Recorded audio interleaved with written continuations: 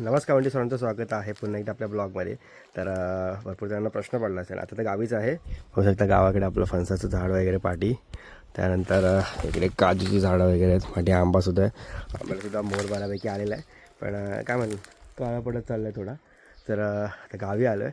तर भरपूर जणांना प्रश्न पडला असेल की आपण जे गणपती बाप्पा आपल्या घरी येतो तेव्हा आपण जे बुक्स आपण आपला जो उपक्रम चाललेला आहे ते काय केलं आहे आत्तापर्यंत, कारण की महिना होऊन गेला आहे, महिना जास्त झालेला आहे. गेल्या वर्षी आपण डिस्ट्रीब्यूट केलेलं ते दाखवलं होतं मीडियावरती. पण यावर्षी काय झालं अजूनपर्यंत का पडत नाही किंवा कुठेही दिलं आहे, काय केलं आहे काय नाही. तर असं कोणाचा गैरसमज होऊ नये की बाबा आमच्याकडून आम्ही बुक्स देतो आहे पण ते कुठे जातात काय समजत नाही. तर काही चिंता नको. तर आता आपण आलेलो आहोत गावी. आपटी गाव आहे माझं दापोलीमध्ये.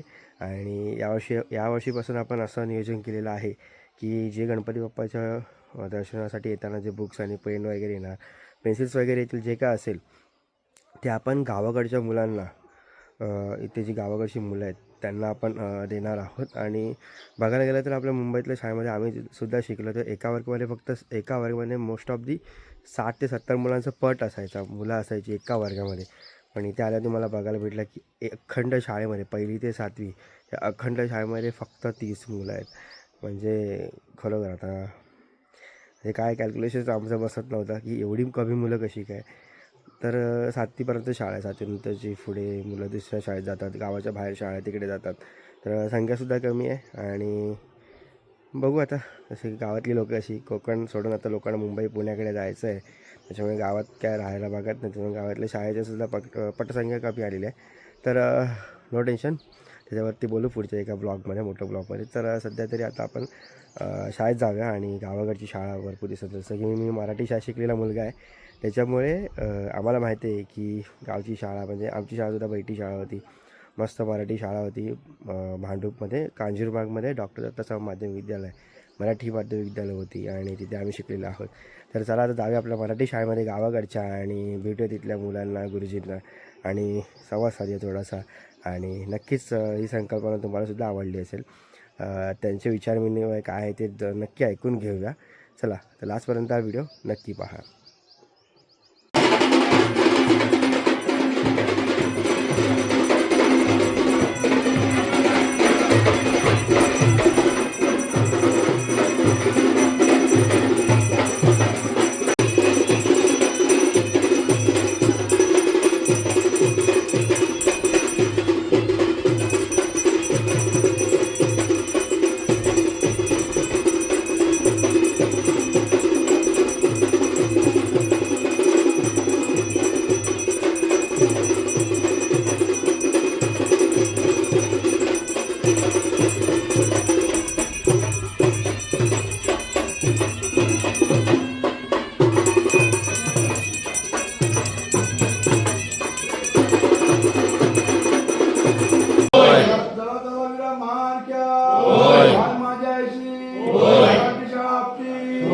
शाळेची तुझी मोठी बनवली मागणी करून घ्यायची, शाळेच्या बाबतीत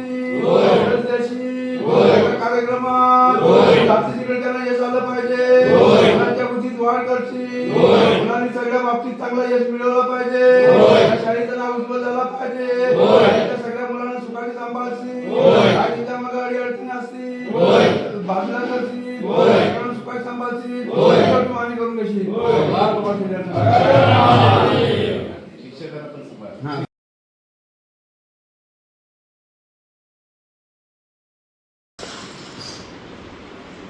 या ठिकाणी आपल्या शाळेमध्ये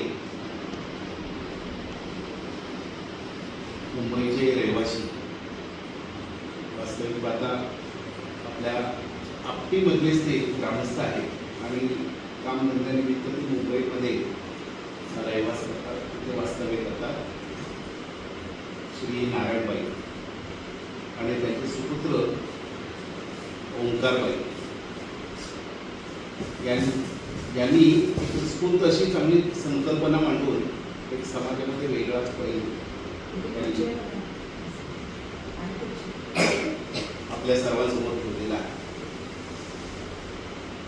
की असं की देवाची पूजा करायला लोक येतील, त्यांनी फूल किंवा दुसरी कोणी देवाची पूजा करण्यासाठी काही आणू नका. वह्या पुस्तकं किंवा पेन पेन्सिल असं देवासाठी घेऊन या. आणि ते कोणाला आम्ही देणार, ते जे गरजू आहेत ज्यांना त्याची गरज आहे त्यांना आम्ही पुरवठा करणार. अतिशय उत्कृष्ट असा उपक्रम त्यांचा आहे. असं म्हटलं जातं प्रत्येक मानवावर 3 ऋण आहेत आणि ते 3 ऋण आपण जपायला हवे. एक मातृऋण, एक पितृऋण आणि एक समाज ऋण. ऋण म्हणजे कर्ज, आणि हे फेडण्याचं काम त्यांच्या डोक्यामध्ये आहे. आणि म्हणून जसं समाजाने आपल्याला दिलं आहे तसं समाजाला आपण दिलं पाहिजे ही मनामधली एक संकल्पना त्यांच्या मनामध्ये आहे. आणि हे बाळकडू त्यांना कुठून मिळालं तर खऱ्या अर्थानं माणूस स्वयंस्फूर्त असतो, परंतु त्यांचं एक मंडळ आहे आणि ते म्हणजे वारकरी मंडळ. असे स्तुत्य उपक्रम ते करत असतं. आणि त्यातलाच एक भाग श्री नारायणबाई आणि कुणालराव यांनी अशा पद्धतीचा उपक्रम राबवलेला आहे. आणि मला काही दिवसांपूर्वी फोन आला की सर असा उपक्रम आम्हाला करायचा आहे आणि मुलांना ज्या भेटवस्तू आहेत लोकांनी दिलेल्या आहेत त्या मुलांपर्यंत पोहोचवायचे. अतिशय चांगला उपक्रम आहे. मी त्यांचं स्वागत केलं आणि तुम्ही केव्हाही येऊ शकता आणि हा कार्यक्रम आपण आपल्या शाळेमध्ये आपण साजरा करूया. आणि त्या निमित्तानं आता ते आलेले आहेत. मी या ठिकाणी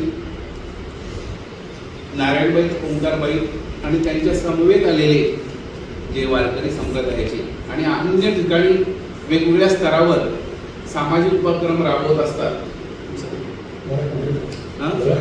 भरत राणी, सुभाष चांदिवडे, महादेव बोड, आपले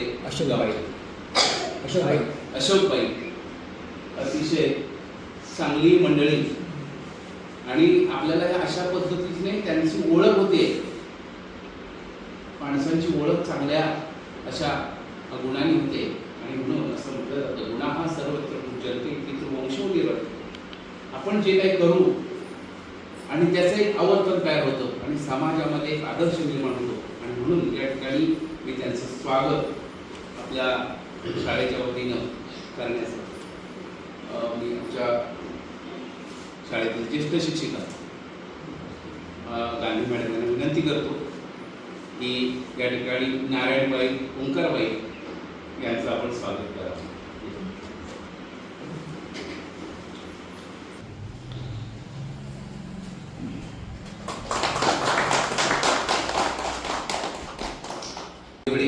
बाई आपले महादेव बोड यांचं या ठिकाणी मी स्वागत करतो. मी आमच्या शाळेतील श्री शिंदे सर यांना विनंती करतो की त्यांचं या ठिकाणी आपण स्वागत करावं.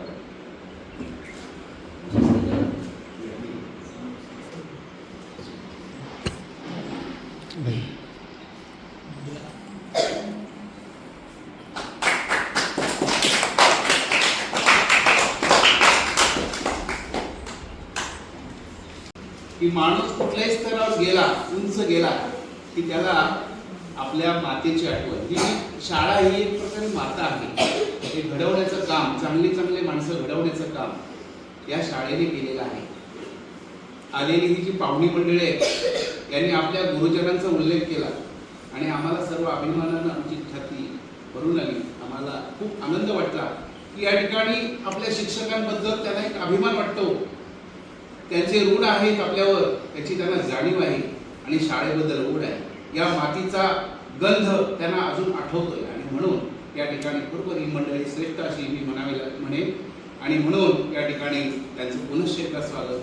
आणि मी नारायणबाई त्यांना विनंती करतो की या ठिकाणी थोडक्यामध्ये आपल्या कामाचा परिचय आपण करून घेऊ. सर्वांना नमस्कार. आजच्या या छोट्याखानी कार्यक्रमांतर्गत आम्ही हे सगळे या शाळेचे विद्यार्थी, तेव्हा ही शाळा अशी नव्हती म्हणजे आमच्या काळात, पण आज खूप प्रगती झालेली आहे शाळेची. आणि आमच्या श्री रणभरी वारकरी मंडळाचे खजिनदार श्री नारायणबाई हे मुंबईत राहतात आणि त्या ठिकाणी ते महावीर गणपती आणतात दरवर्षी. तर त्यांनी सर्वांना विनंती केली आहे की बाबा कोणी येताना फुलं आणू नका, हार आणू नका किंवा कुठली मिठाई आणू नका. त्याऐवजी तुम्ही पेन पेन्सिल तुम्हाला जे शक्य होईल ते 1 2 जशी काय शक्य होईल त्याप्रमाणे तुम्ही घ्या. आणि गेली 3 वर्ष त्या सतत हा उपक्रम राबवतात आणि परिसरामध्ये पण मुलांना वाटप करतात. आणि आज आमची शाळा इथे आहे, मग त्या एक मातीचं शाळेचं ऋण म्हणून आज इथली आपण त्यांना प्रकर्षाने होते. आणि त्यांनी जे सांगितल्याप्रमाणे सगळ्यांसाठी वाटप करायचं असं जाहीर केलं आणि आम्ही सगळी मंडळी ते तुमच्यापर्यंत पोचवलं त्यांनी. आणि त्यांची स्तुती सरांनी तर केलीच आहे आणि आपण याबद्दल त्यांचं आभार मानलं. मंडळाच्या वतीने पण मी आपल्या सर्वांना धन्यवाद देतो. जय हिंद, जय महाराष्ट्र. तर सगळ्यात प्रथम तुमचे आभारी आहे सर, कारण की मी मीडियावरती काम करतो तर मला बोलायला आवडतं पहिले. आणि या शाळेमध्ये आलं तर एवढा आनंद वाटला की आम्ही पहिल्यांदा बाहेरून जातो असं वाटतं की जुनी शाळा कधी आता आलं नाही, पहिल्यांदा आतमध्ये आलं. आणि जसं की बघितलं एकदम डिजिटल डिस्प्ले, CCTVs वगैरे, म्हणजे मुलांना एकदम अत्याधुनिक थोडं शिक्षण मिळतं आताच्या मुलांना, ही चांगली गोष्ट आहे. त्याचप्रमाणे हा जो उपक्रम आहे जसं सरांनी सांगितलं, काकांनी सांगितलं की 3 वर्ष झाले गणपती बाप्पा आपल्या घरी येतो गणपती. त्याच्यामधलं पहिलं वर्ष असं होतं, अनुभवातून शिकायला होतं प्रत्येकाला. पहिलं वर्ष असं होतं की बाप्पाची मूर्ती होती फक्त 1.5 फुटाची. येणाऱ्या भक्तजनांनी हार घालून बाप्पाच्या अखंड डोळ्यापर्यंत हार यायचे. 2 मिनिटांनी हार काढायचो आम्ही, परत हार टाकायचो. अक्षरशः तो हाराचा असा कचरा बघायला भेटला दुसऱ्या दिवशी. त्याच्यानंतर ठरवलं की आता आम्ही राहतो मुंबईमध्ये भांडूपला. तर भांडूपमध्ये एक असं समाजसेवा करणारे अग्रेसर मंडळ आहे, मित्र मंडळ भांडूप चाल या नावाने खूप प्रसिद्ध मंडळ आहे मुंबईमध्ये. तर ते मंडळ वर्षातून एवढे सारे उपक्रम करतात की तुम्ही बघू शकता मीडियात त्याचं नाव टाकलं ना तुम्हाला इझिली बघायला भेटेल. त्याच्यानंतर त्यांच्याकडून अजून माझं स्वतःचं आमचं असं साई वजन गोविंदा पथक आहे. ह्या सर्व मंडळाकडून शिकायला मिळतं की त्यांनीसुद्धा आता साई वजन गोविंदा पथक अशी दहावीच्या मुलांसाठी मोफत रिक्षा अवेलेबल केला, कारण की मुलांना टायमामध्ये शाळेत पोचता यावं यासाठी. अशा मुलांकडून आम्ही मंडळाकडून आम्ही शिकवलं. तर आपण सुद्धा समाजाचा रोल लागतो. आपण गेल्या वर्षी मुंबईच्या काही मुलांना गरजू मुलांना दिलं होतं वगैरे, पण यावर्षी संकल्पना अशी डोक्यात आली की आपण मुंबईमध्ये राहतो आहे. मी सुद्धा मराठी शाळेत शिकलेला मुलगा आहे, नाही कुठला इंग्लिश मीडियम प्रोफेशनल असं काय शिकलो नाही आहे. प्रॉपर मराठी शाळा जी जशी दिसते तशी माझी शाळा मुंबईमध्ये होती, मी तिथे शिकलो आहे. आणि माझे वडीलसुद्धा याकडेच होते, गावी होते. तर आपले वडील तिथे शिकले आणि आपल्या गावातली मुलं ते आहेत की असं मला ऐकायला आलं की ते मुलं खूप अशी शिकावं, त्यांना आवड आहे शिक्षणाची. म्हणून आम्ही एक संकल्पना अशी केली की आत्तापर्यंत जेवढ्या काही आपल्याकडे बुक्स आलेल्या आहेत शिक्षणासाठी, म्हणजे खरोखर असं म्हणता येईल आपण पहिल्या वर्षी सगळ्यांना मॅसेज दिला होता की हार आणू नये, फुलं आणू नये, फक्त बुक आणि पेन घेऊन 1 वही आणि 1 पेन आणा. असा मॅसेज जेव्हा लोकांना आम्ही टाकला, लोकांनी खरोखर अक्षरशः मीडियामध्ये काढलं होतं की हे चुकीचं आहे, हे असं कोणी तुम्ही कोणाला सांगू शकत नाही, कोणी आणणार नाही.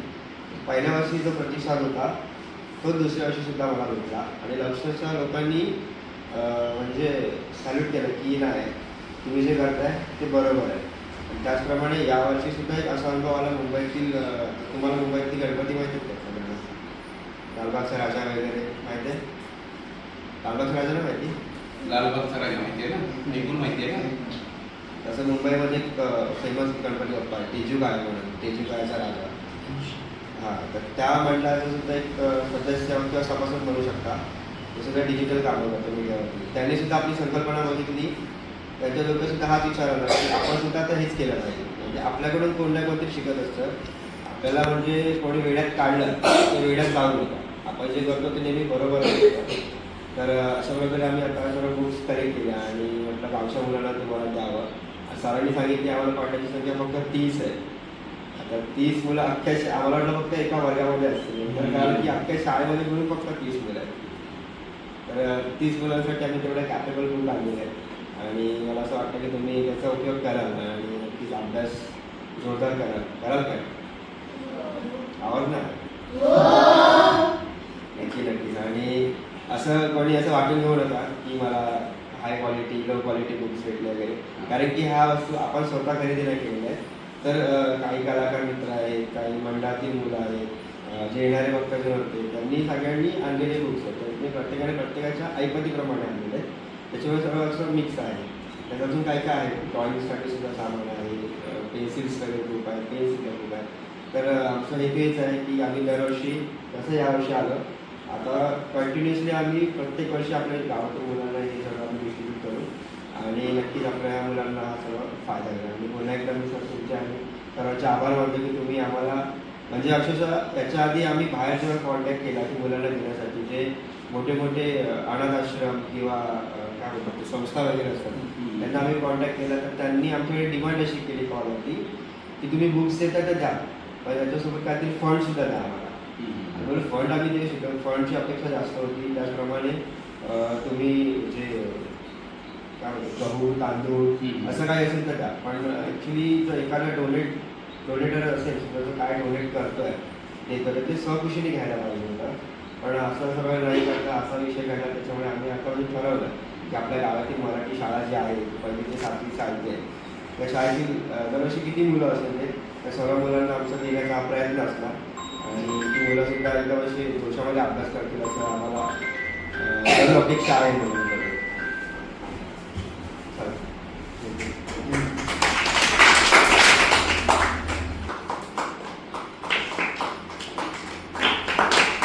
सर्व टीचरांना म्हणायचं